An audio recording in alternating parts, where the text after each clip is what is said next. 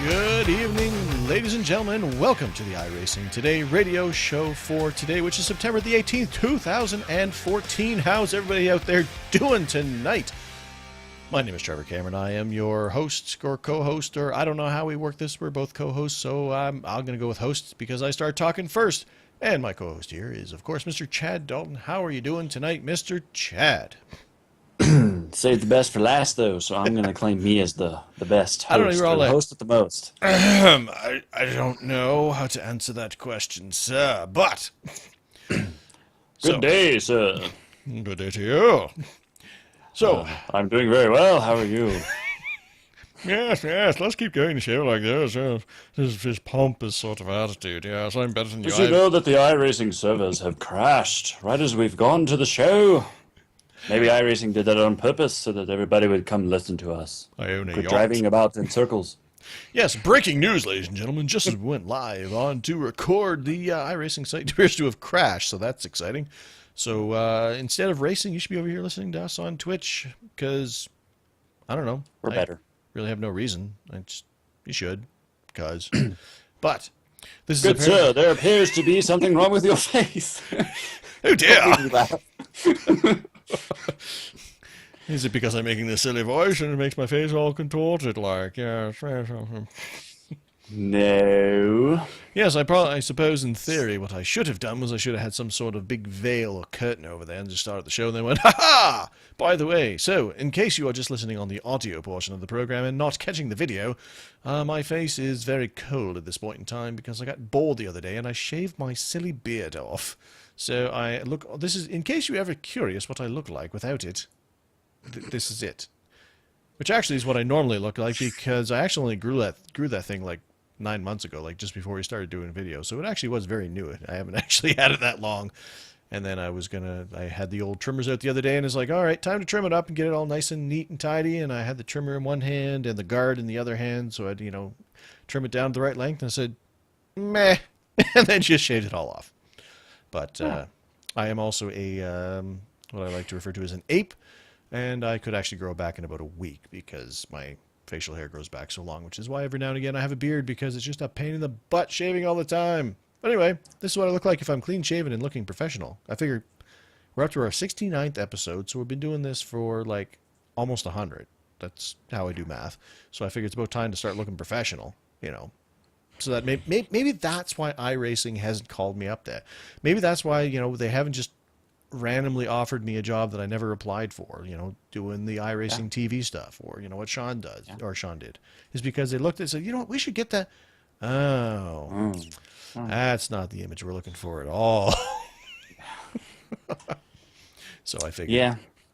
The only problem with the not having that is the fact that while I am currently exercising and trying to make some lifestyle changes to lose some weight, it kind of hid my jowly things going on here too. Because if I do this, I can have all kinds of chins. Like, look at that. See, that's at least a half dozen chins there. Now I don't normally walk around like that, but if I did, the beard would have covered most of that. So, gotcha. But anyway, this is back to the show. This is of course the iRacing Today radio show, 69th edition. For September the 18th, 2014, with your host, Trevor Cameron, that is myself, and Mr. Chad Dalton, or Sir Chad Dalton, Esquire. Thank you all for tuning in and listening, of course. We do appreciate you spending time with us and having some fun at our expense, or with us. We're good either way. On tonight's show, we have our In the News segment, which is the latest news from the iRacing community and, of course, our show. We have our latest experiences, which is explaining what is happening with Trevor and Chad on the track. And our main topic, which Chad has brought up, thought it might be a good time to to give it a little bit of a refresher for some of our newer listeners out there, or some people who might have been actually racing for quite some time and not understanding how some of the systems work, and we're going to explain exactly how iRacing works, and how you gain it, how you lose it, and what it all means. So, that is our show for this evening. I hope you enjoy it. This is... I could do this all day! Man, you know what we need to do? We could even do it now. We should just do an entire show in accents. Boy, that'll turn off the listeners right quick, like, especially the fact that we have most of our listeners over in the UK, which is conducting a historic time, which, I guess it's one of those things where it's kind of a very interesting time over there with my background being Scottish, of course, with the name Cameron. That is where my ancestry comes from. So with the vote going on today for the potential Scottish independence, which is, I'm very interested to see how that plays out. My favorite part about that whole ordeal is that I was watching CNN today. And Well, there's your first mistake. Yeah, well, see, I normally don't watch it, but this was really worth it because they had a image of the updated voting percentage on yes or no. And no was in second place with 52% of the votes, and the leader was 58% of the votes with yes. So at least Scotland gives 110% in their voting. Go CNN with your wonderful news correspondents and mathematical calculators. But I can't stop doing this now. So, here's our In the News segment, which is presented by iRacerstuff.com, which is a website dedicated to the iRacing motorsport simulation. They post things that they find interesting or that may be useful to the iRacing community. Check them out today over at iRacerstuff.com. See, apparently if I say it in a stupid accent, I can get through the entire copy, I almost turned into a Scottish accent there in the middle of that. So yeah, I'm having too much fun. That's the problem with the show. It's just too much fun I had to too do. much fun at work today, so I'm like all. I had a lot of fun doing my stream last night. We will get to that. I was having lots of conversations going on in the car and whatnot. But anyway, Did the car respond? it did not, and neither did my audience because, well, the only person watching live, I think, was you. And you kept distracting me with it's like, I almost ran off the track a couple times because I'm trying to read the chat. It's like, all right, I'll look over here. Oh, Chad's awesome. Oh, dear, grass. Anyway. Yeah, So- I was trying to distract you. You should have just jumped on TeamSpeak. If you were watching the stream, you would have seen that I had my TeamSpeak See, window up. I almost did because I saw it in the top left corner and I was like, ooh, I could just jump in and out of TeamSpeak like a bazillion times. And like, use your Georgia channel, use your left your channel, use your Georgia channel, use your left your channel, and just annoy you. I think I have that still muted from the time that we did last time we did an interview using TeamSpeak, so... Oh, well then I would have just jumped in and be like, ah, and then jumped out. Come back Oh, and, no, you ah! And then jumped out. Or it would have just had this little, up in the upper left-hand corner, would have this little bubble going bloop, bloop, bloop, bloop. But anyway, back to iRacing news. Round 14 of the Road Warrior Series is the SCCA runoffs, which is hopefully not happening this evening because the site has crashed. Choose either the Mazda MX-5, the Mustang FRS 500, or the Spec Racer Ford for this 30-minute sprint race at Mazda Raceway, Laguna Seca. This weekend only, September the 19th to the 21st. Race times Saturday at 1 GMT, which is Friday at 8 p.m. Eastern Time. Saturday at 8 o'clock GMT, which is Saturday at 3 p.m. Eastern Time. Sunday at 1 o'clock GMT, which is Saturday at 8 p.m. Eastern Time, and Sunday at 12 GMT, which is Sunday at 7 a.m. Eastern Time. So, this weekend, head on over to Mazda Raceway Laguna Seca and have some fun in the Road Warrior Series, which of course I will not be participating in because me and Mazda Raceway Laguna Seca are not really on speaking terms, although I've gotten slightly better at it, and I do enjoy those long stick-like cones that I can knock over in the pit lane. Wow. All night long I can do this. As a matter of fact, when I'm actually reading my daughter stories at night time, I do it in this accent. So this is actually quite natural for me because I'm reading Harry Potter and Hitchhiker's Guide to the Galaxy, both which are British books, so I read them in the British accent because that's the only way to do it properly. Okay. Carry on, sir. So iRacing made a big announcement last Thursday, which, we would have announced on last week's show if somebody, didn't screw up our schedule every week. Not gonna point fingers, though. I've got to make a living. Um, but anyways, I think if I do the drum roll and then you make the announcement, it'd be really cool. Okay, you ready? All right. iRacing has announced plans to add 4 Aston Martin racing cars to its lineup of digital race cars. Okay, now stop.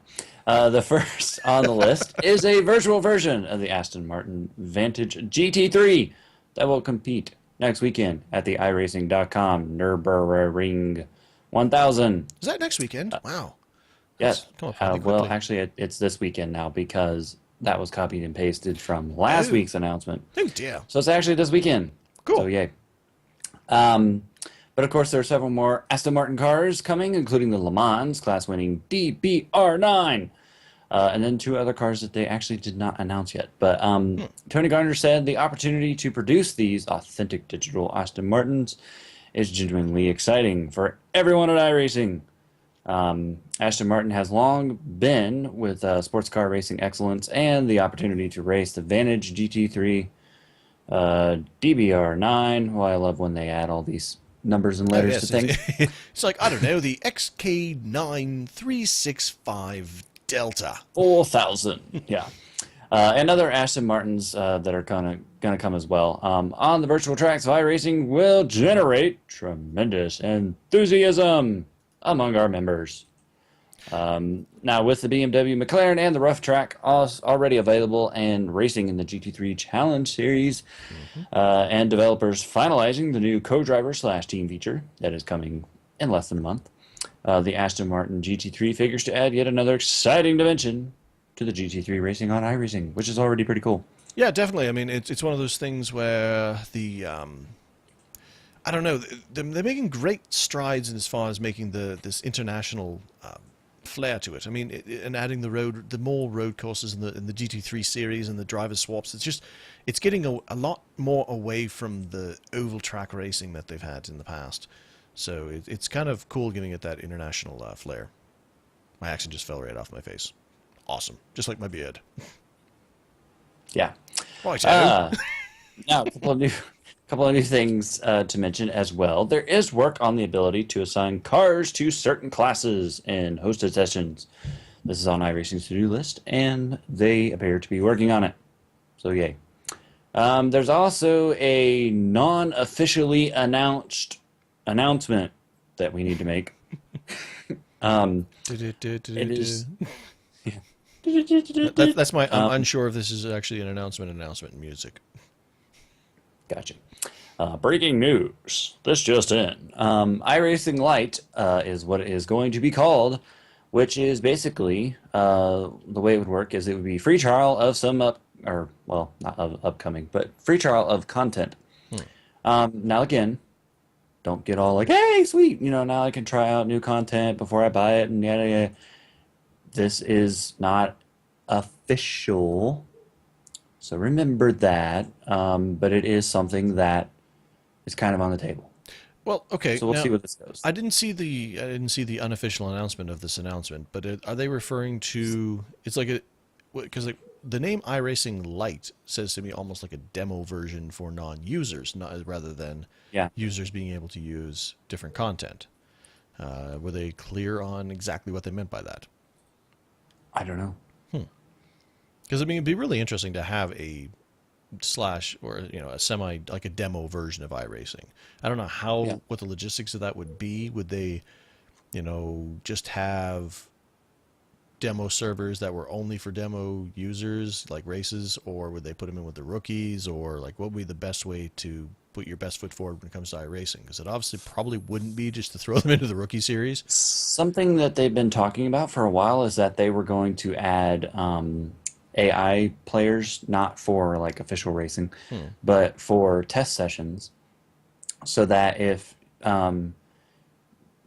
just for an example, if you were new to iRacing and you wanted to get in to a server with other cars on the track, but you weren't quite comfortable enough yet with getting out there with real live people and racing, Right. that they've been wanting to add in that AI feature. And I remember them talking about how it wasn't all that difficult to do.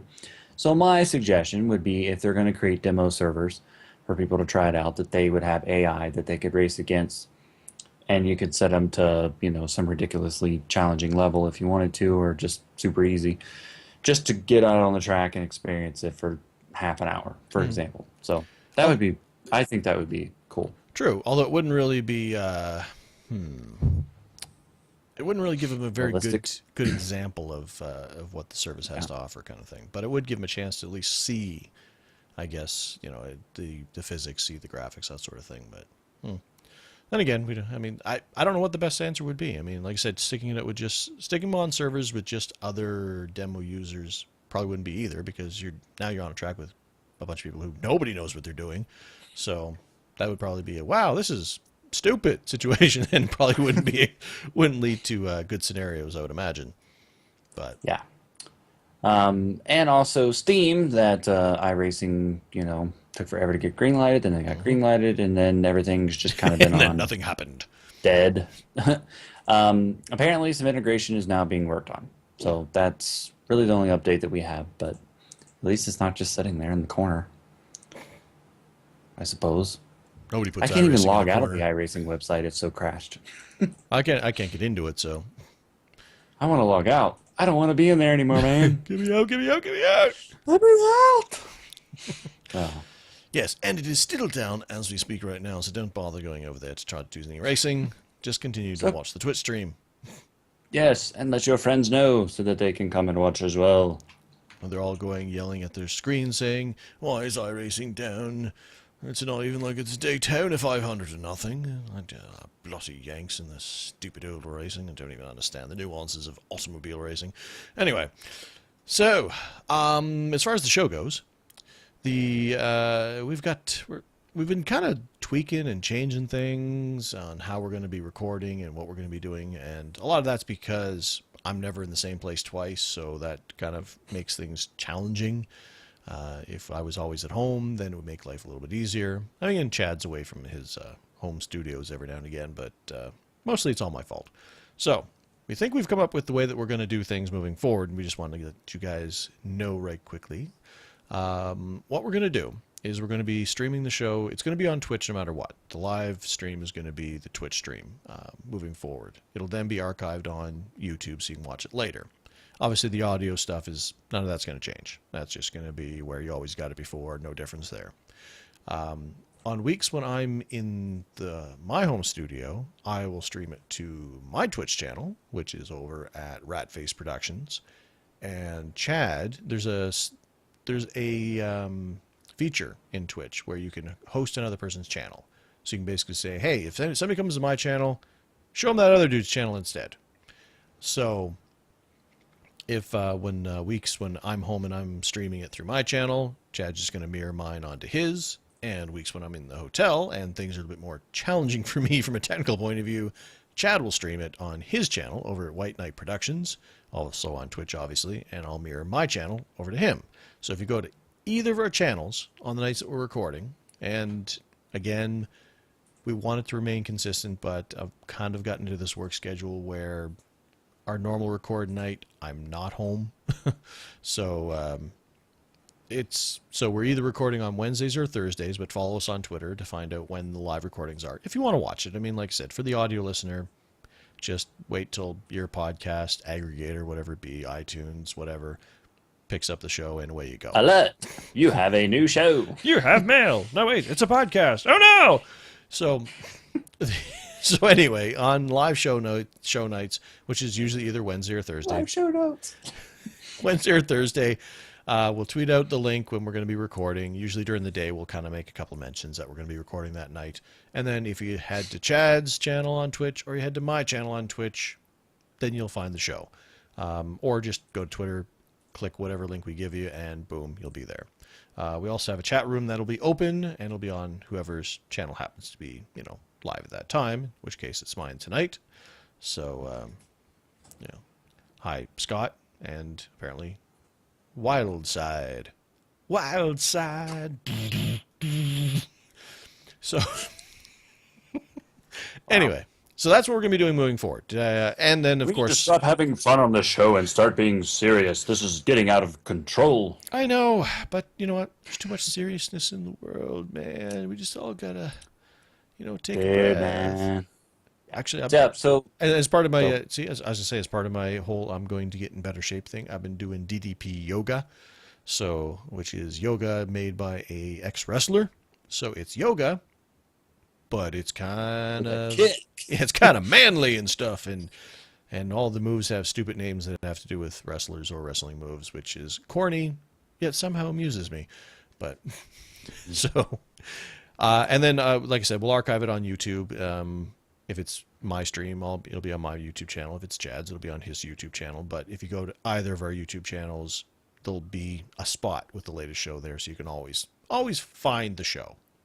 So hopefully that will kind of get around like it became to a point where each and every week it's like, okay, am I in a hotel? Am I home? Okay, who's going to do this? Okay, we're going to do this. Okay, we're going to try to do this. I'm going to mess with that, and I'm going to okay, I'll try to get this to work, and it just became an exercise in frustration to try to do a video shoot for an audio podcast.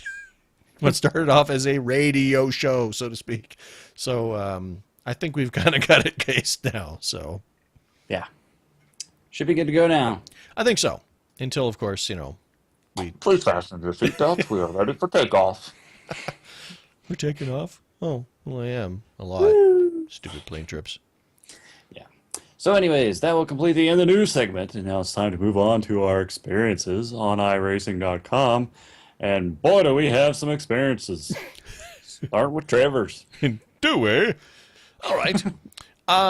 This week I decided to, before we got to the show, I didn't want to wait until later on in the week to get my GT3 race in, because I keep doing that, and then it gets to the end of the week and I get busy, and it's like, oh crap, I ran out of time, and then I come and tell you how I didn't do a race. So last night, it's been a busy week, but somehow Wednesday night ended up being open for me, and that's not very regular. So it's like, all right, well, you know what? And actually, and the wife, my wife actually said, "So okay, so after the kids go to bed, we're gonna do this." It's like, I got plans. First, I'm gonna get the kids to bed. Then I'm gonna go do yoga. Then I got a race thing I got to do. Then I got this. I'm working on a side business project, but we'll hear more about that in the future. It's like, then I got to do that. Then I got to go to bed. So I brushed off the wife and said, "Nope, I got to get this done because I have the whole night open. So I'm going to do this." So I jumped into the practice session and with the GT3, which is at Donington this week. So I jumped in there in my McLaren and did some laps. And while I had some challenges, I practiced for probably about 10 minutes on my own, 15 minutes on my own, then jumped into an actual open practice session and did that for another half hour or so to get used to where I was with, traffic and stuff like that. And while I was not great, it's like, I can get through a 30-minute race here. I can, I'm not going to be in the way. I know how to get out of the way for traffic and everything, so it's not going to be a big issue. And, half hour in and out, boom. Okay, I've got that comfort level. We can do this. So tweeted out, I'm going to do this, set up Twitch, got everything ready. Was just about to jump into the server, looked at the joining page because I'd already committed to the race, looked at it, and it said 75 minutes. It's like, oh crap. I was not expecting that. It's like, well, in for a penny, in for a pound, I guess. So let's do this. So I jumped into my race at Donington, started, and I finished here. That's the end of my story. Started at the end. 75 minutes later. Started at the end of the field, which was great, and ended up with one guy who's apparently just as nervous or more than me because he fell way back on the start, so I didn't have to worry about him. And the first few laps actually went pretty good. Things were going good, getting to kind of a rhythm. I'm keeping it on the track. Everything's going good. I think it all fell apart right around the time when I decided to look at the time to see how long I'd been going, because there's not much downtime at Donington. You're always doing something. Like even the straight stretches, you're basically almost shifting till you get to your braking point almost. So like there's no, I don't know. It's just, it felt like a very, very busy track. So I'm going. Everything's okay. I'm doing good. You know, I get my rhythm. I went over on my black boxes to see how long I've been going, and I've been going for 15 minutes. At that point in time, I think a little part of my heart sank. It's like, oh crap, what have I done? This is going to take forever. So, I had, I actually did pretty good, and I think a little bit later into it, I believe I uttered the words, I think I'm getting pretty good at this because my lap times have been coming down. When I jumped into it, I think my best, like my personal best was like a high 1 minute 33. And I looked down, and after like 7-8 laps, I got it down to the 132s, which is better than I'd done in practice. It's like, all right, I'm getting good at this. Everything's going good. Then I had an off and just kind of went in the dirt a little bit. It's like, okay, there's my incident point. And it just started going downhill from there. I mean, I did good around traffic, which is what I was worried about. Anytime I had the leaders come up on me, I was, doing a really good job of staying out of the way and, occasionally having to pass cars. I think there was one car that was there and he had an off. And see, I'm getting into the road lingo now. I had an off, you see. And so he had an off. And he had just come on the track, and he was back going straight and up to speed, or not quite up to speed yet, but he kind of purposely slowed down to let me by him. It's like, no, you don't want to do that. It's like, I know you're faster than me. That's why you were ahead of me. You had a mistake. But I went by him because he slowed down like it was obvious that's what he was doing. So I went by him, and then, like a lap later, having to get out of his way. It's like, see, told you. Just carry on, sir. Keep going. And then it just kind of, I don't know if it was fatigue or if it was my tires going away, because I never pitted the entire race. But I just, like, the corners just became more and more sloppy for me. And like I said, I don't know if it was just me, if it was the car. It was probably a combination of the two, to be honest with you. And I mean, and it seems silly talking about fatigue. I mean, like, because I've done the Daytona 500, the Indy 500. I've done some of these long races, and I've done, all this stuff, and you're just sitting in your seat anyway. But I don't know. There was something about the way that Donington, the way you have to drive it, that, like, I was getting, I don't know if it was mental fatigue or what, but I mean, I was losing my groove. I was having conversations about some silly movie, how Stella lost her groove or something. I don't know. I made an entire conversation about it. It was very weird. But anyway, as this groove lossage continued, my incident count was climbing, and then it got to a point where I'm looking at saying, oh, I really need to be concerned about that, because it was a 17 incident cap limit, and I was getting close to it, and I still had quite a ways to go. So I think it was around a half hour left that I'm like, I'm not going to make this. Like, there's no way. It's like, you know what? No, I'm not going to talk like that. I'm going to just take my time, just be nice and deliberate. I'm not really gaining any spots. I'm not losing any spots. Only 12 cars, I think it was, started. I was sitting in ninth. It's like, and, two guys had dropped out, and one guy was several laps behind me. It's like, all right, you know what? Just get into your groove. And that, kind of slowed down the decline. And then, I got to about 17 minutes left, and I kind of evened out. Well, 18 minutes left, and I'd got into a good groove. I wasn't going off into the dirt anymore. There's a couple corners there that I just could not get the right turn-in points on, and I ended up on the dirt a lot, because there's a lot of turns where it almost looks like the track should just kind of carry on and just let you sail on over there, like the way that they have the new asphalt at Watkins Glen, where you just kind of sail over there, where they had that big accident. It's like, you know what? You guys are going over there anyway. Let's just pave it. There's a couple corners in Donington that feel like that's the way it should be. But I'd gotten it, and I think I had stemmed the tide, of I was going to make this. It's like, all right, 15 minutes left. I'm going to do this. I'm going to make it to the end of this race. I had 2 more incidents left in my cap, so I'm sitting at 15 at this point in time. It's like, all right, no problem.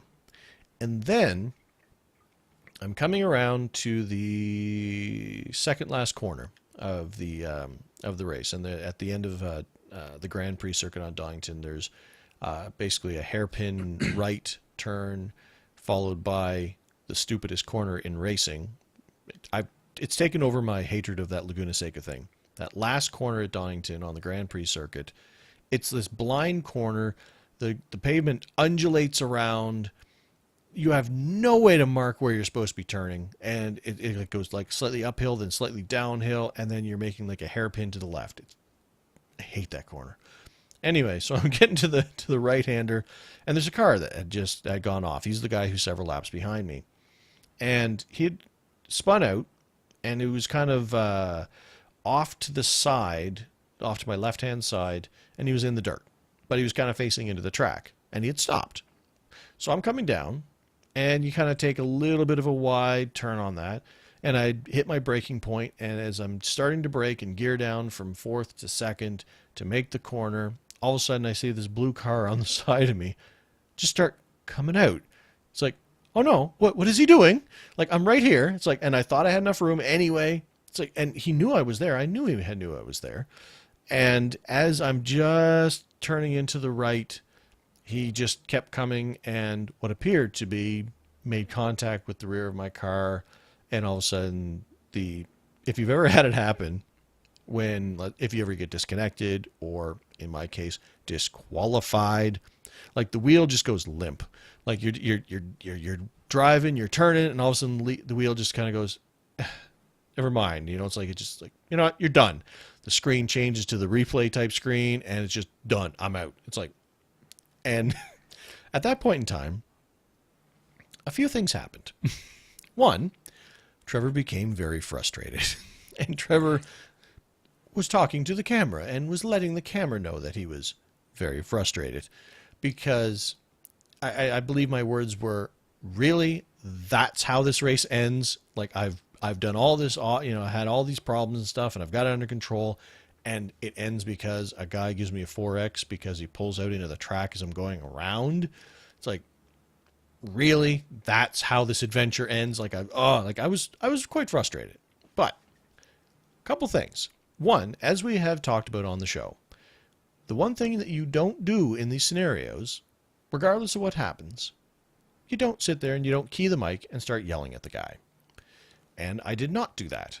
I expressed my frustration, I think, in a calm and relatively collected sort of way, even though I was agitated, and but didn't yell at the guy. It's like, you know what? In the end, should he have done that? Absolutely not. He should not have pulled out.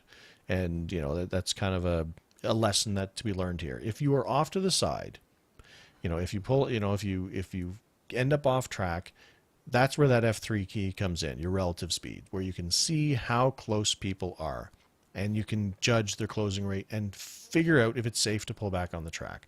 That is number one, especially in road racing, because, obviously you're going to have more situations where you're going to be off track and pulling back on in road racing than oval.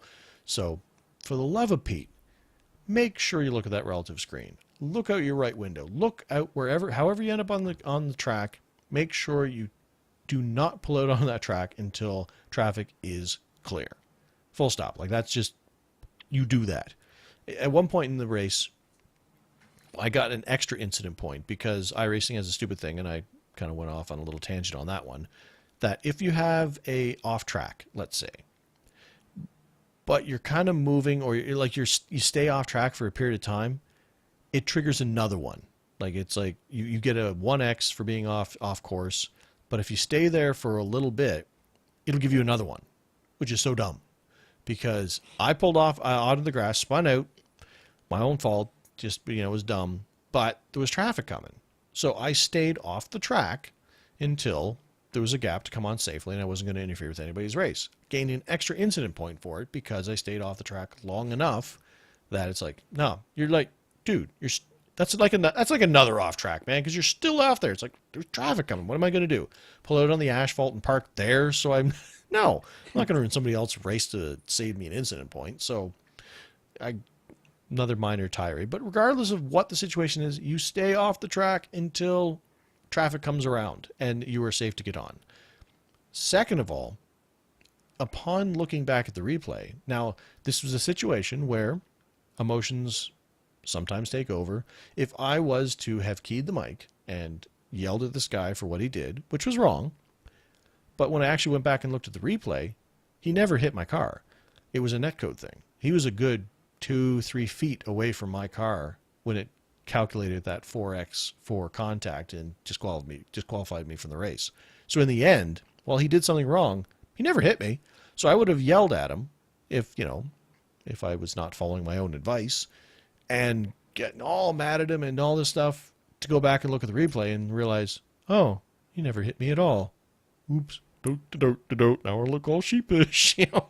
So there are a couple good lessons there. One, stay off the track if you get off, until it's safe to get back on. Two, don't yell at people. You may actually realize the replay shows something different than what you think happened.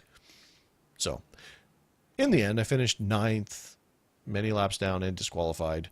So it's a top 10, technically, but only 12 cars started. And in the end, you know what? It was frustrating to end it earlier than the 75 minutes, but I was still out there for just over an hour. I mean, that's pretty good for me to not. And in the end of it, while I had all those incident points, they were all from, offs into the grass. I didn't have a scratch on the car. I never hit, until Buddy, Phantom hit me, but like I kept the car in one piece. And for me, road racing, that's pretty good for an hour of road racing.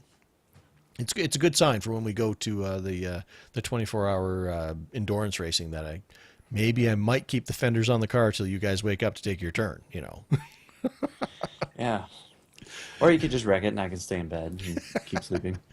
But so anyway, there was a couple good lessons there, finished 9th. And I mean, in the end, I did have a lot of fun. I mean, it is, like I said, because it's so challenging and it's so busy, that was a really fun race course to be on. And it has a lot of differences in the course. And we talked about it when we did the, when it first came out, but it really is, because there's a lot of, there's some really good high speed corners on there. There's some good technical slow speed corners. There's in the Grand Prix circuit, there's this chicane thing that, it's like basically 290 degrees that you can kind of cut the last one to make it straight.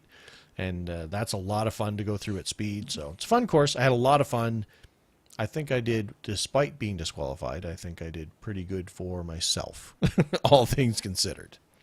So, and of course, the stream of that is up on my YouTube channel if you want to go check it out. Or if you want to watch the first little bit where I'm doing good and then skip to the last few minutes where I get really mad for your entertainment.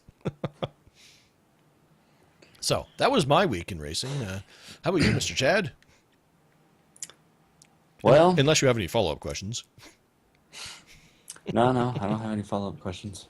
I think you said exactly what I would say. Even though the guy never actually quote hit you, you still wouldn't have gotten that if you'd have just stayed off the track for a couple more seconds. Absolutely agree. That's my argument. Yep, I agree. He was wrong. Absolutely, he was wrong. But yeah, so, I wanted to point out the fact that in the end, he didn't actually hit me. So yeah. Well, and I understand, but it seems like, and I understand that it's very easy to be like, oh shoot, I just ran off the track, or I just spun, off the track, and your first thought as a human is to, because I've done it too, and that's why I'm saying that I understand what his position was, is that you're like, oh, get back on the track, get back on the track, get back on the track, because obviously you don't want to be sitting off on the road, losing time, losing positions, possibly gaining extra incident points, apparently. Yeah, and you don't want to do any of that. So I understand that your natural reaction is to get back on the racetrack as quick as possible, but there's also a point where and what should happen is that common sense should kick in and say, okay, I need to get back on the track, but should I enter the track and possibly cut off a person coming and destroy my race car along with destroying his race car? Or should I get back on the track but stop before I enter the track, look both ways until I cross the road, and then get on the track? There's that common sense barrier that kind of pops up that most people fell at. Yep. So that bugs me. Now, fortunately, the one time that I ran off the road, and I remember it, it was a race at Barber Motorsports Park. I ran off the road. I kind of hit the wall. And my natural instincts took over of, shoot, get back on the track, get back on the track, because I was in a battle for position. I had cars that were on the same lap as me, and I had driven away from them. And so I didn't want to lose, all that time to them because I wanted to have a good finish. Well, when I started to pull back on the track, common sense kicked in. I slammed on the brakes, looked to the left, which was on my left monitor. Here came 3 cars. So if I had pulled out, I would have wrecked myself, wrecked them, and had a bunch of people probably in a foreign language yelling at me. So, yeah. But anyway, that's all I'm going to say about that. Just make sure that your common sense kicks in and you don't just immediately pull back out onto the racetrack. Yes. To start going again. Sometimes you can't help it because you spin back on the racetrack, but that's a whole nother scenario. My racing for this week, I did my GT3 race last week at Mid-Ohio. I have not raced at Donington yet, but I'm looking forward to doing that this weekend. It's fun. Because, Donington is a track that I like. I'll be in the BMW when I do that, and obviously we'll stream to Twitch, but I don't know yet when I'm going to do it. But it'll be sometime in the next 3 days. So my race at Mid-Ohio went well. There wasn't a whole lot to chat about because it wasn't all that exciting. I did have a quote unquote good battle with somebody. We didn't necessarily trade positions back and forth the whole time. He mostly just followed me the entire race. But so that's why I put the whole good battle thing in quotes, because we weren't really racing, but yet we were. And it was kind of neat because I do believe that he was faster than me. But I think he was trying to be cautious about, not because I was reckless and all over the place, but just because he was one of those drivers. He wasn't somebody that just went in there and dive-bombed people and said, get out of the way, I'm coming through. He was very cautious about the way he drove, and so that made me happy because I don't think I've ever raced with him before, but I quickly entrusted him, being behind me, and he was pretty close behind me. So I started, I think, 17th in that race.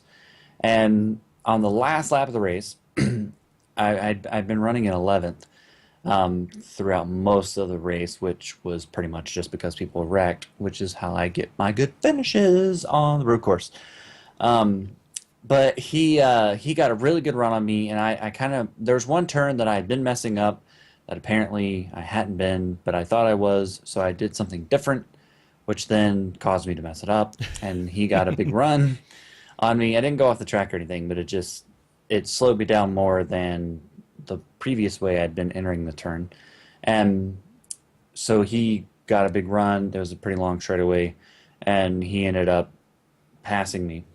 So I thought, well, shoot, here I've run 11th most of the race, not all of it, but most of it, and now on the last lap, he's passed me.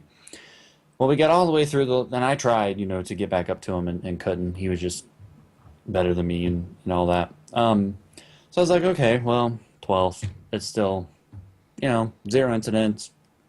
It's fun. Better than 19, just what I ended up with. We get to the last turn at Mid-Ohio, which is obviously, technically it is the second to last turn, but it's that wide sweeping to the right turn before you do the quick left to go down the front straightaway. There's where the pit road entrance is right there on that wide swinging to the right, and suddenly he just went down pit road. And so when it was happening live, I thought, well, that's awful weird. And then I thought, well, maybe he just kind of started spinning out, and that's how he saved it. He saved it by going to pit road. But either way, I ended up in 11th place. Well, my curiosity struck up, and so I went back to watch it. And I don't remember if I saved it in the stream that's on YouTube or not, but I was watching it.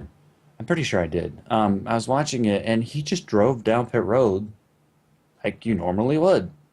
like entered the pits. It wasn't loose, wasn't wrecking. Just drove down there, slowed down to pit road speed, which is like 45 or whatever, And this and is, just to be clear, this drove. is coming to the start finish line to end the race. Yes, this is Okay. coming to the checkered flag. And so I was just like, what the heck is he doing? Well, after the race, after a few minutes of this, he sent me a text chat and said, "Hey, great racing." And I was like, "Yeah, same to you, but why did you pit?" And because I was like, "What is he doing?" And he sent me back a text message, or the text chat, whatever, and said, "I thought that that lap was the last lap, or that the race had ended, the lap before he passed me." And he was like, "So I thought the race was already over." And I was like, "Oh."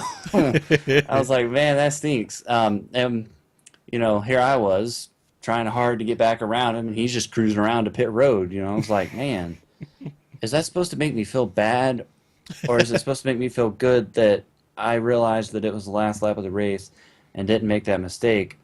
But at the same time, he was just going to pit road the whole lap, and I was trying hard to stay in front of him.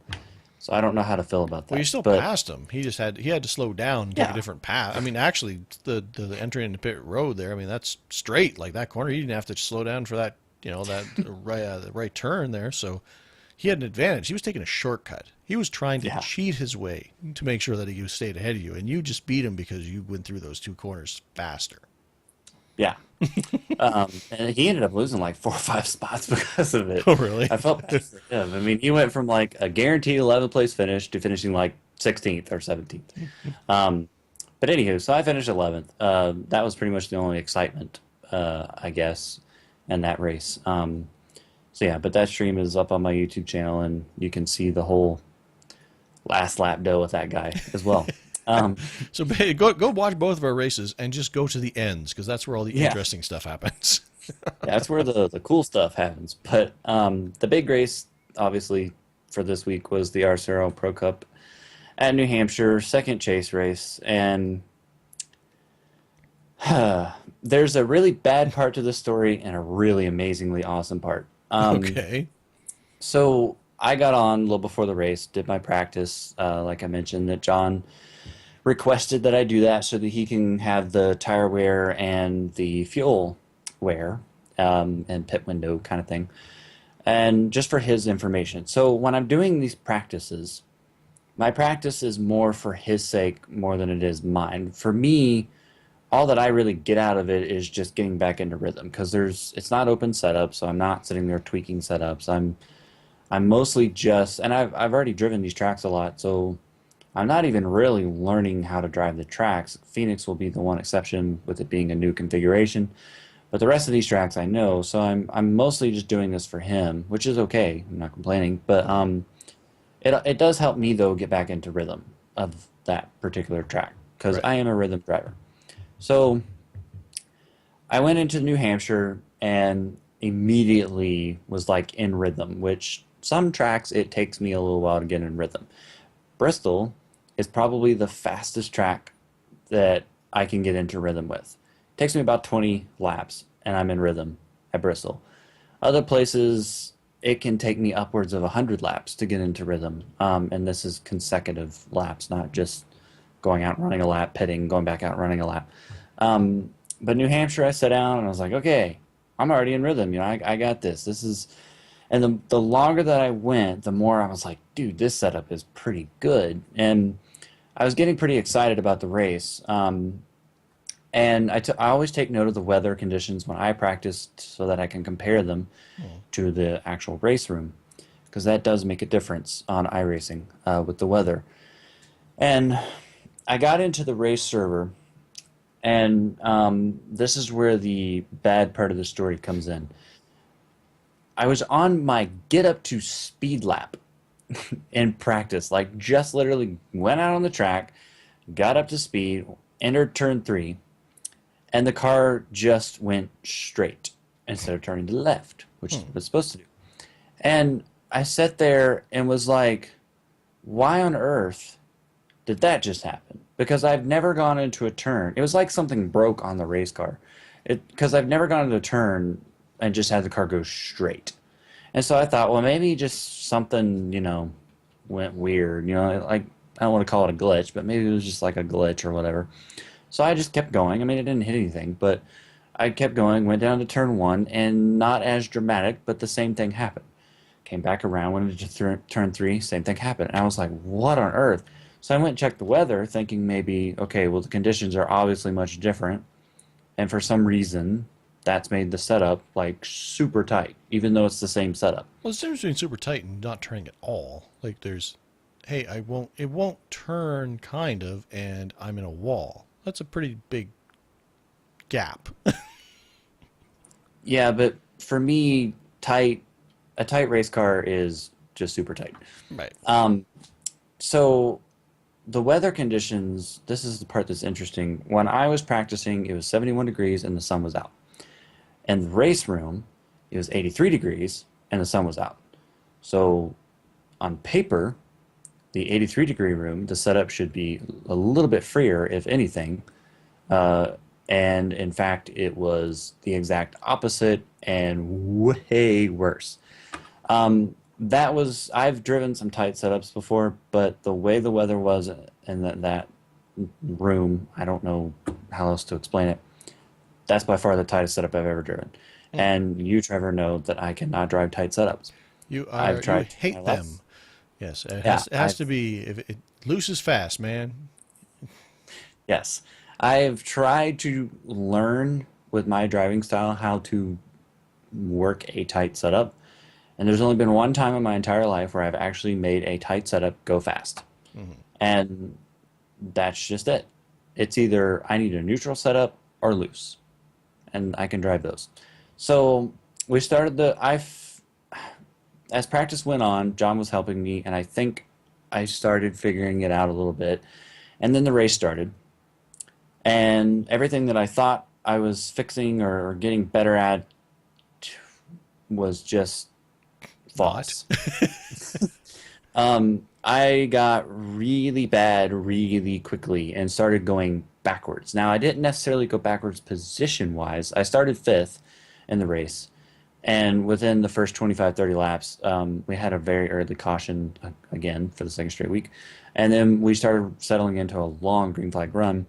And I only fell to like eighth. A lot of that had to do with restarting on the inside because New Hampshire is an outside only track pretty much.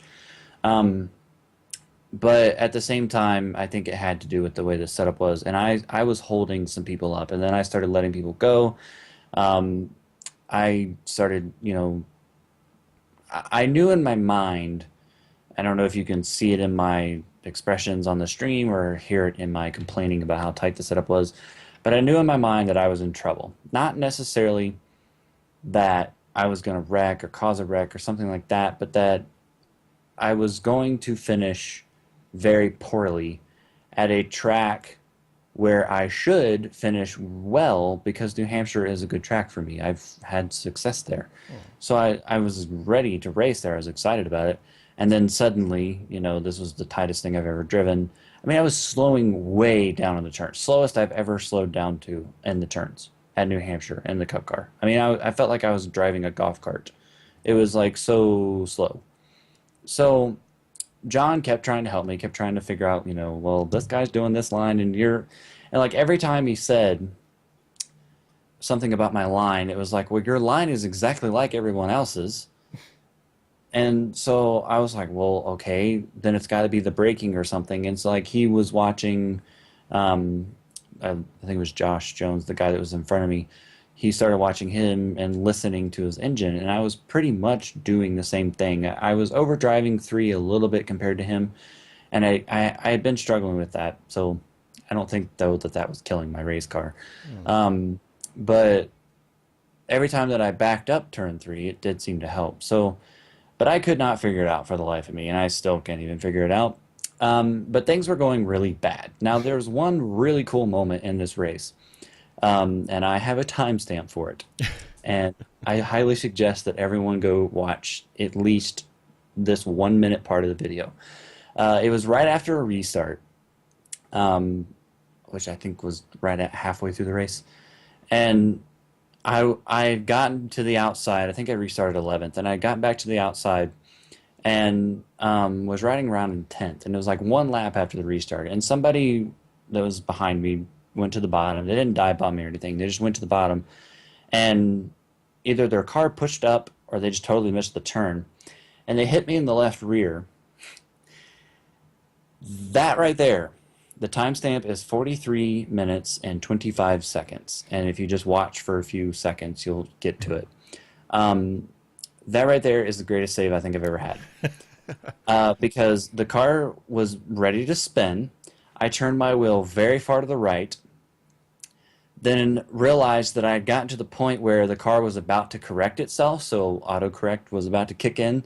And so I knew I had to turn the wheel way back to the left or the car was going to shoot right and I was going to go head on to the fence.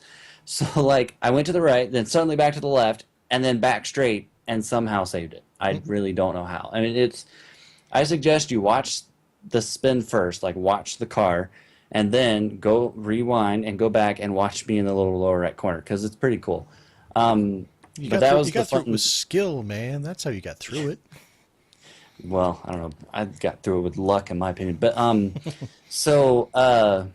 was kind of the whoa moment of the race. And that is also the point in the race where things were just going terribly, but they started to change. Ran a few more laps, caution came out, and John and I had discussed a little before the race, some during the race, that they are two tires was something that we had really thought about doing, but like late in the race, like in the last 30 laps or so. And at this point, we still had around 70 or so to go. And I was really struggling, and John was noticing it, and John knows that I'm pretty decent in New Hampshire, and I think it concerned him, that I was not just because, he was watching it, but he kind of knows that I'm good there, and it was concerning to him, and he didn't really know what to do. There's not really anything he can do in the sense of, setup wise, because it's fixed setup. And he made the pit call, and I'm going to refer to it, of his life. And you we got had the save already, of your life. You got yeah, the most pit call. the most tightest car you have in your life. The slowest you ever had to go in the corners in your life. I'm telling you, this was a big time race. So John, like I said, we had talked about two tires, but our original thought was not going to do it till the end of the race. John goes on this caution with like 70 to go. He's like, "All right, man, you're running like 11th or 12th. I think actually at the time I was running 14th because it was after the moment where I almost spun." He was like, "All right, we're coming down pit road. I'm putting two tires on it and filling it up." Like he made that call. There was no discussion like, "Oh, do you think we should take two or not?" Hmm. And a lot of our discussion with two tires was, I didn't know if it was going to work. Is it going to free the car up? Is it going to make it worse? Is it going to stay the same? And we just didn't know. And so he just made the call. We're doing it. Came down pit road, did it, came out in fourth place, which I was excited about because there was nothing outside. Get the restart. And within the first 10 laps, I could already tell, and I think I even say something on the stream, the car was 50 times better. Like, I mean, I could drive it, it turned, I could get back in the throttle. It was like a totally different race car. All right, And just be clear. You were in 14th or so. You came down, and that two tire stop gained you like 10 spots on the pit stop. yes, Nice. because only about three people took right sides. Everybody else took four. All right. So, and one of the other people were ahead of me that took right sides, obviously. Right. So I came out there and ran in fourth pretty much the rest of the race, except for one moment where I was in third, because I passed the guy who was in third, and then the guy that was behind me got around me. He was originally in fifth, got around me. And for out of those 70 laps, I would say about 40 to 50 of them, the car was really good. It handled well, I could drive it. And then the last 20 laps of the race, it died. But that was largely because of just the tires. The right sides started falling off. The left sides had been on there for like 100 laps. And so I got tight again, but somehow managed to just hang on, literally by a thread. And the guy that was fifth, Eric Hansard, who's a guy that I've raced with in the RCRO for couple of years now, I guess. He's always been a very clean driver, especially around me. And he and I kind of have that respect thing going on more so than some people do when they get around each other. And in my mind, I felt terrible because I was holding him up ridiculously. Like, I mean, I was completely holding him up. You were a pylon. Yeah, but we were inside the last 20 laps, so it's not one of those times where, I just kind of move over and let him go. It was like, I got to hang on. And I was driving really hard, and I was junk compared to him. I mean, I even told him after the race, I was like, man, thank you so much for not wrecking me because I was so much junk compared to you. And he should have passed me, and he really, in all seriousness, should have moved me out of the way to pass me too. Because I was holding him up, but he didn't because he's a clean driver, and I am very thankful about that. But he almost got around me at the checkered flag. Man, I don't know. He probably missed me by like that much. It was very close. We were side by side at the line. It was pretty cool. On the stream, you can't really see it, but if you watch my eyes, I'm like looking over there more than I am at where I'm going, because I'm like, come on, am I gonna beat him? Am I gonna beat him? Oh yes, I got him. So I hung on and got fourth. Now, I did not deserve to be in the top 15, in my opinion. But because of John and because of his pit call, it was the perfect time to try the two-tire thing. And in his mind, I think he just wanted to try it, anticipating there would be another pit stop. Right, yeah. And if it worked, we keep doing it. If it didn't work, we go back to 4 tires. And it turned out to be the call. Like, I mean, it got me a top 10 and, even better, a top 5. So John pretty much did that for me on that race because I was not getting it done behind the wheel. So that's pretty awesome. What was a really bad night turned into a really awesome night. After the race was over with, I mentioned before I kind of race in a small room, which I'm in here right now as we do the show. And it gets hot in here just because of all the electronics, and it's small, and I keep the door shut. And for the record, I have a thermostat over here, and it gets up to about 80 degrees Fahrenheit or about 30 Celsius for those of you that are on Celsius. So it gets pretty warm for being inside of a house. Yep. After that race was over with, it was only 150 laps or 150 miles. I was completely drenched with sweat.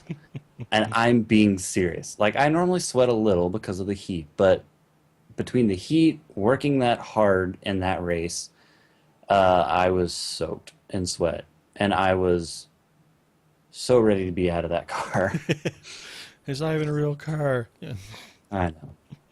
So, yeah, that was a pretty interesting night. But, man, that avoided John. Because I'm serious. Like, that call is the reason why I finished in the top 15.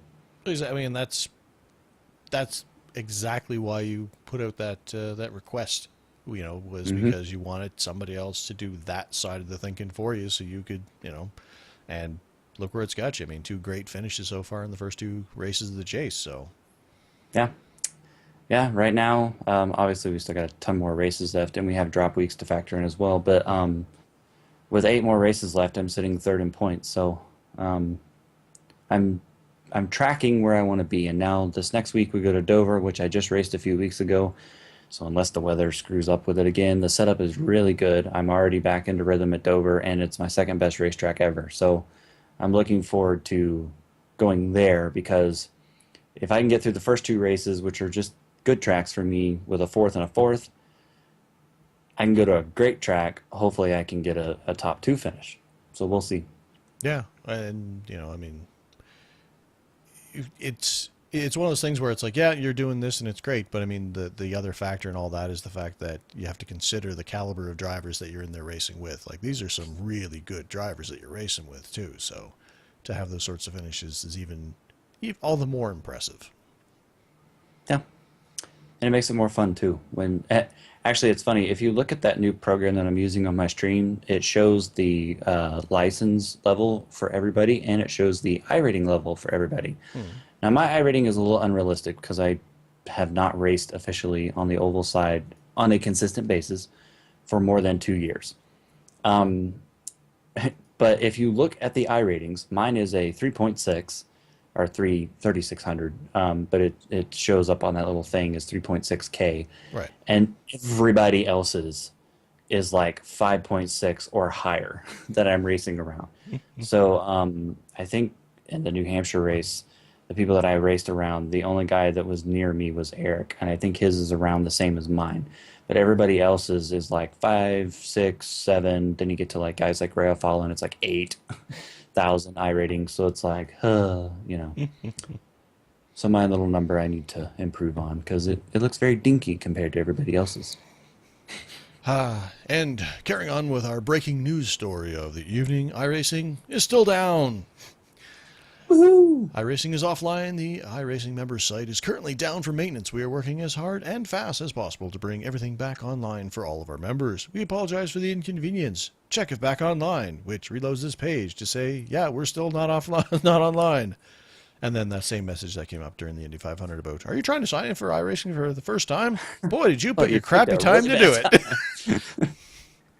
it. This is not an example of how it normally works. Nuh-uh, no, this is a maintenance period. We're Oompa Loompas and stuff happening in the background, man. Whoa, yeah. So, no idea what's going on. People in the chat room have mentioned that apparently it's been flaky since last night, which I had my race last night, and that was what I did, the 10 o'clock Pacific time, so midnight Eastern time race, and it was perfectly fine then. I didn't have any problems, so it was not sure what's going on, but apparently it's been kind of having some problems for the last day here, and it would appear that they've apparently said, you know what, screw it, we're taking it all down until we can figure what's going on. No more iRacing until we fixed it. Well, so that's why we're here, to connect that bridge between your lack of iRacing. Well, I know, and I imagine all the people who are going to Twitch and saying, oh man, I want to watch some iRacing stuff. Huh, nobody's streaming iRacing except for these two idiots talking into microphones. Well, I got nothing better to do with myself, so I'll watch them.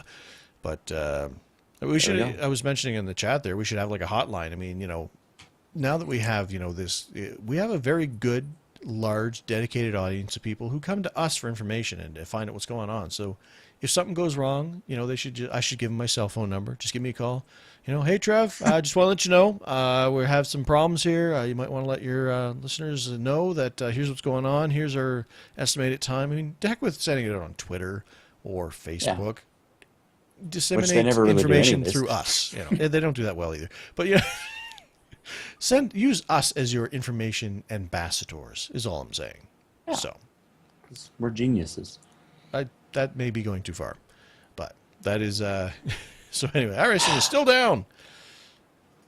So that is like I said, that is excellent. I am very happy that you are having such a great time over there. I wish I had. Well, apparently all I need is a John Hensley in my pit box, and maybe I can do way better. But you know, John Hensley's pretty good, man. I told you that. If I have John on my pit box, it'd be all like, all right, so now here's what do you do? I'm out of here. It's like, man, I can't help that. Right, man, here's the deal. 200 lap race. Good luck to you. Have some fun. Green flag. Okay, I'm gonna go watch football. Yeah, I guess you need the crew chief, and you need at least a little bit more skill behind the wheel to get the results that you're getting over there. But I would not have gotten fourth if it was not for John this past Monday. So excellent. High five, John. Woo, virtual high five. Now, speaking of skill levels and how they measure it, how do they measure it in iRacing? Yeah, so we figured we'd give you guys a quick rundown of how iRating works. So, A, if you're new to iRacing, you have no idea what iRacing is, you're going to find out in the next, 5 minutes. 2, Trevor has lately been complaining that he finishes ahead of his car number and loses iRating, and he doesn't know why. So, hopefully, what we're about to do will help explain that. Happened again last night. Finished ninth in car 11, lost 1 point of iRating. It was only 1 point, but 1 point. But it's 1 point, so it counts. Also, my 19 incident points lost me 0.79 safety rating, so I'm now down to a 2 point something on my roadside. So I figure I'll get demoted pretty quick here. Yeah, I liked what you told me in your email this morning. You were like, "Yeah, I lost all those 19 iRatings lost me 79 iRating, and then the last sentence was Class B rating, here I come. You made it sound like it was so much fun. You couldn't wait to get Well, there. I told you, I figure I'm just gonna race how I'm gonna race, not worry about the numbers, and I'll just even out to wherever I'm supposed to be. And apparently, an A license is not where I'm supposed to be on the roadside. Yep. I feel like I've leveled off in my road course stuff. But anywho, back to iRating. First of all, I'm going to read to you guys very quickly about what the official okay, reverse that. First official sporting code says about iRating. It's just a quick little blob there, and then we're going to read a nice little beginner's guide thing that a couple of guys came up with, and we'll mention them here in a minute. But iRating, according to the sporting code, iRatings are a measure of racing proficiency and exist to ensure competitive racing and championships by maximizing Macamiding. maximizing the chances that similarly skilled drivers compete against one another. iRatings are the primary factor in assigning drivers to divisions for the series in which they compete. So in case you were wondering, like, hey, how the heck did I get into Division 6? Well, it's because of your iRating. Now, excuse me, maximizing competition and allowing members, or drivers, to advance to higher, more prestigious driver divisions as their skill improves. I'm just settling back here and just watching the show, man. Or they will return to a lower division if the competition proves too difficult for their skill level. iRatings are used to gauge the level of difficulty of a given race, influencing the calculation of championship points to be awarded for each finishing position based on the strength of field. So if you ever see the strength of field rating, 2,500, for example, and you wonder how that's figured out, it's because of everybody's iRating. And also, for the record, the higher the strength of field, the more championship points that are rewarded. Also, to go along with what I just said, the higher the degree of difficulty, and those higher the strength of field races, because obviously you're racing with drivers who are supposed to have more skill. Right. Every driver shall have a separate iRating for each category, meaning road and oval. Each category-specific iRating is automatically calculated and updated to reflect the driver's performance in any races joined in that category. Only races in a given category affect a driver's iRating for that category. There is no cross-category influence in iRacing or iRating whatsoever. And iRatings are not visible to members that hold a rookie license. So if you're still a rookie, you're not going to see one until you get to Class D, but it is still taking effect. Yes, it's just it is still background. calculating in the background. But Yes, you just won't see it. So just want to make sure that that was clear. Now, Trevor, this is the part where you can help me out a little. But excellent. iRacing has a beginner's guide, which you can find in the, I believe it's under the Documents and Tools link. I would go look, but the iRacing site We go is look, but crashed. iRacing is down, so we can't. Yeah. But anyways, some of the members to iRacing created this, I believe, about 4 years ago, actually, in 2010 is when they created this. But Ryan Field and Dan Rowe created this beginner's guide, and then contributors were Lincoln Miner and John Bowden. They helped out along with this, so a shout out to those guys for creating this. There's a ton of really good information in here that covers a lot of different things about iRacing, but we are specifically highlighting iRating. So, iRacing has developed this system called iRating, which tracks how you perform against other drivers. iRating is a zero-sum system, which means for every value someone gains, someone else has to lose the same amount. iRating is used to divide each race into different splits, quote, of difficulty, represented by the strength of field, which we just talked about a minute ago. Splits are determined by the iRating of every driver signed up for the race. So, for example, if there are 100 drivers registered with 10 cars in each race, the highest 10 drivers will be in the first race, and the lowest 10 rated drivers will be in the last race. In theory, the more drivers registered for a race, the more equal each split will be in terms of iRating and skill based, because each race will have closely rated drivers grouped together. So Trevor and I would never be in a road race together because his iRating is much lower than mine. Mine's 776. Mine's like 1200. I would look, but I can't. I know what as mine we- is because I watched it go down a point last night. As we mentioned before, as a rookie, your iRating is not visible. However, it is always being calculated. When you start out on iRacing, by default, your iRating starts out at 1600. So, wait, take that into consideration. Mine is 776. That means I have lost more than half of the iRating they gave me as a freebie upon entering the service. I've lost about 400 points or so. And it will increase or decrease, even though you can't see it yet, as we mentioned. Once you receive your D license, you can see your iRating, and you will be able to see how it changes after each race on the results page.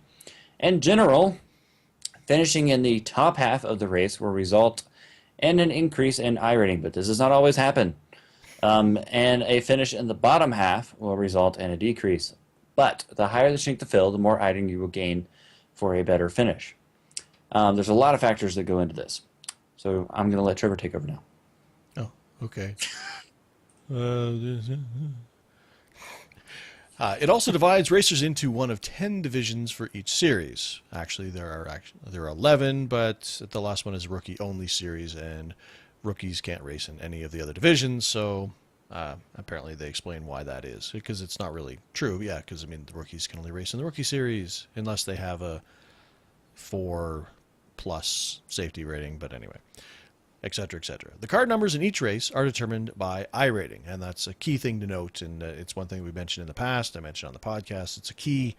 When you enter into a server, one of the first things I always do is look at what my car number is, because it gives me a general idea of where I fit in the field. If I'm, car 1, 2, 3, 4, then I know that my iRating, everybody has less iRating than me, so even though it's just a general idea, it gives me an idea of that, okay, this is a field where I'm expected to be kind of at the top end of the field. If I'm in the lower numbers, well, then everybody else is better than me, so that sort of thing. And another way to add to that, you can also tell how good of a strength of field it is. So like with your 776 iRating on the road course, if you had car number 3, it's probably not a very high strength of field. And any split that has me in it is probably not a high strength of field, unless there's only but one if you're split. like a 3,500 iRating and you have car number 3, then it's probably the highest strength of field. Right. So, that's keeping in mind, I know one thing that might pop into your head is, but wait, when I set up my cars in iRacing, it tells me to pick my preferred car number, and sometimes I see that number. That is the number that you will see if you are entering into hosted sessions, practice sessions, if somebody hasn't already taken your number, league sessions, that sort of thing. But all arrive and drive races, you will be assigned a number based on your iRating. So, in case you didn't know that. The highest rated driver will have the number 1. As we just talked about, the lowest rated driver will have the highest number, which of course depends on how many people are actually in the race. In general, your car number, looks like they're actually going to explain what I just talked about. In general, your car number is a reference to your expected finishing position in the race. Well, that's a bit of a stretch. Finishing way ahead or below your car number will have a bigger impact on your iRating after the race. If the number 1 car finished last in the race, they can expect a loss of a lot of iRating. If the lowest rated car won the race, they can expect to gain a lot of iRating. A good rule of thumb, finishing in the top half of the race will result in an iRating gain. Finishing in the bottom half will result in a loss of iRating. And as a general rule of thumb, if you finish above your car number, you will usually gain iRating. But not always, as I've proven. Let's see. The strength of field also plays a role in how much iRating can be gained or lost, which makes sense when you talk about what we were talking about earlier with the zero-sum system. If in order to gain iRating, somebody has to lose iRating, the more iRating that's available in the split, i.e. the strength of field, then the more points there are to be divvied out between the drivers. If a high-rated driver finishes poorly in a low-rated race, loses to people with much lower iRating, they can expect to lose more than a low-rated driver who finishes poorly in a high-rated race. let that sink in. If you think about it, it makes a lot of sense. It also works the other way around. If a low-rated driver finishes very well in a high-rated race, they will gain more iRating than a high-rated driver finishing well in the same race. This is because the lower-rated driver has exceeded the game's expectations and finished above where the rating system thought they should. The high-rated driver did what was expected of them and isn't rewarded as much. And that kind of ties into what I was talking about with if you finish above your car number, which, as they kind of figure, as they explain, is kind of where they expect you to finish. Meaning, if you are car 9 and you finish in 9th, you finish where they expected you to.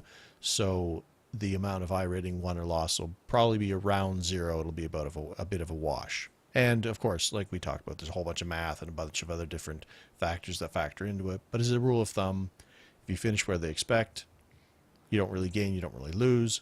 Better, you gain. Worse, you lose. Generally speaking. Yeah. And it's not just the car number. There's a lot of factors into it, strength of field and things that we mentioned. So during those times when Trevor has said, well, I finished higher than my car number, but lost iRating, those other factors, I think, are what got you there with that strength of field, possibly. I mean, I don't know what the strength of fields were, and we can't look.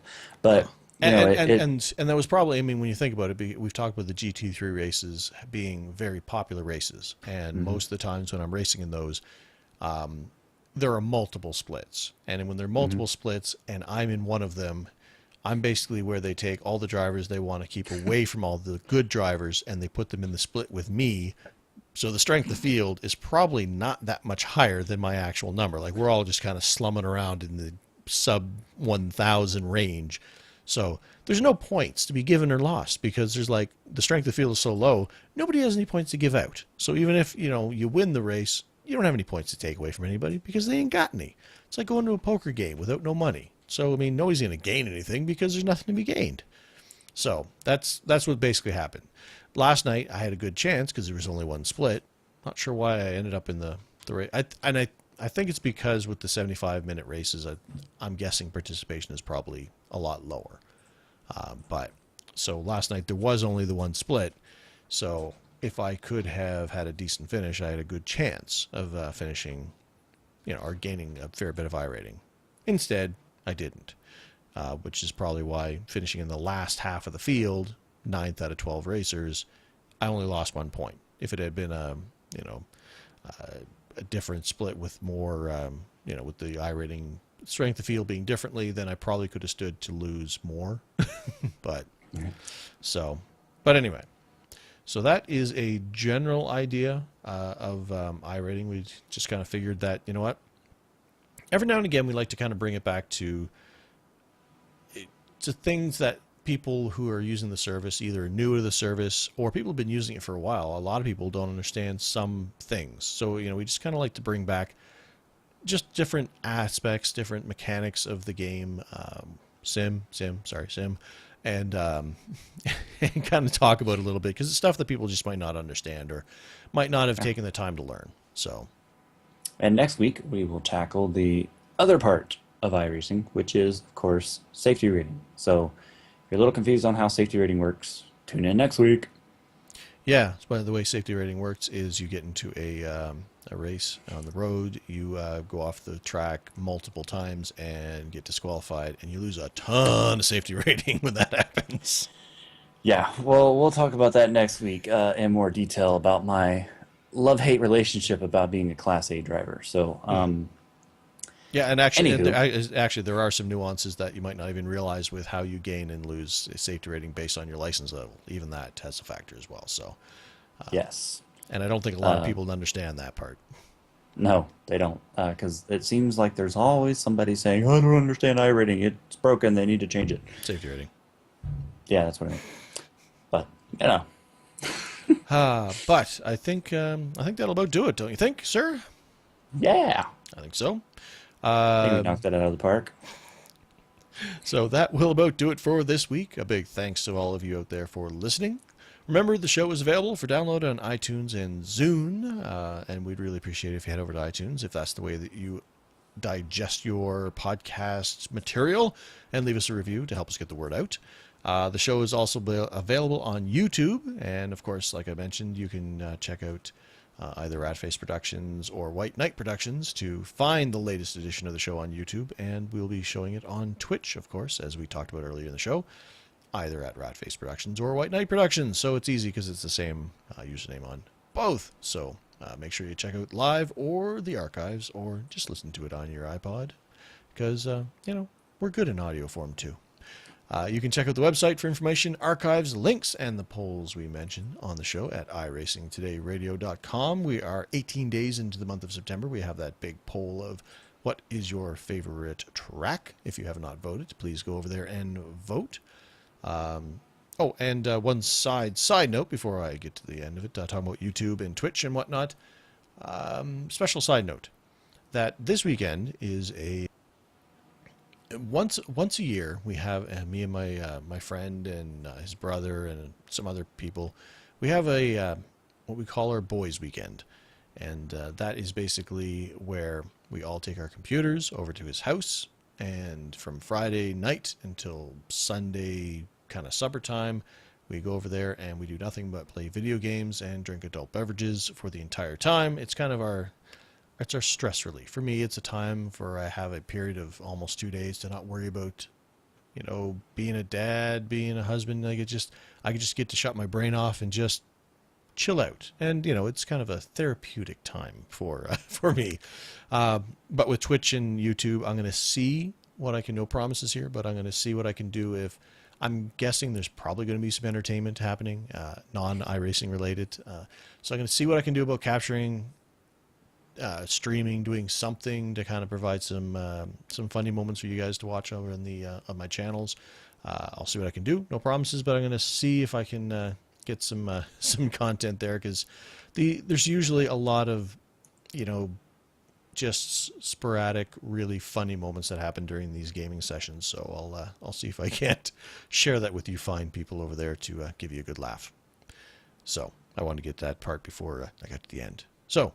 Going back to my pre-recorded script, make sure to like the show on Facebook by searching the iRacing Today radio show, and of course following us on Twitter at iRacing Today for myself and at It's Chadillac for Mr. Chad. And as mentioned, we will tell you when the show is being recorded and on which channel, so you can head on over there and watch us live. Now, if you don't have any of them there questions or comments or post suggestions, you can just hit that there email over at the feedback at iRacingTodayRadio.com. Shoot us off one of them there things. And, of course, feel free to add me and Trevor there on Friends at the iRacing.com members website when it's on not Friends. crashed. On Friends. I don't think it's not adding us on Friends. You shut up. This is my part to talk. Well, let me tell you something. Yeah. I should probably do that joke. Yeah, so if you live in Texas, this is a complete sentence. Boy, I tell you what. Anywho, that's a complete sentence. Funny joke that I have with one of my friends that is from Texas. Anywho, you can definitely add us as friends when the site's not crashed. Yes. But if you're not on iRacing, but you are going to join, then please either refer Trevor, that guy over there, or me, which I'm more important and cooler, so I would prefer you do that. But you can refer us in the referral box when you sign up at ratfish@gmail.com. That is with 2 T's and the rat, and I am iRacingLegend@gmail.com. I just made it sound like that movie, I Am Legend. Anyways, or whatever that movie is called. But anywho. Until next week, ladies and gentlemen, remember that the race is very rarely won in the first turn. But it is often lost there. Good night, everybody.